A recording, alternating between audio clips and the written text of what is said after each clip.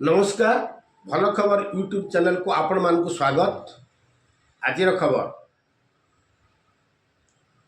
घाटीर मुदिलीपड़ा पंचायत रे जिला स्तरीय जुग्म अभियोग शुणाणी शिविर अनुष्ठित हो जिलापाल और एसपी समस्त विभागीय अधिकारी उपस्थित रही लोकों समस्या शुणा सह तुरंत समाधान पदक्षेप नहीं दुर्गम अंचल लोकों निकट में सहजरे पहुंचाई विशेष स्वतंत्र शिविर आयोजन करा बंडा जनजातिर लोक माने निज समस्या प्रशासन सामने रखिपारी।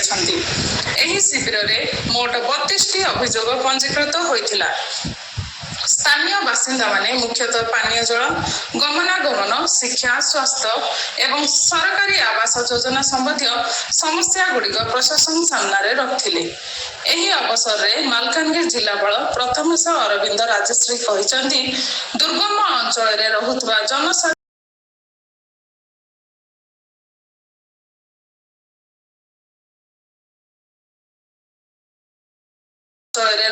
जनसाधारण समस्या समाधान करने प्रशासन मुख्य दायित्व।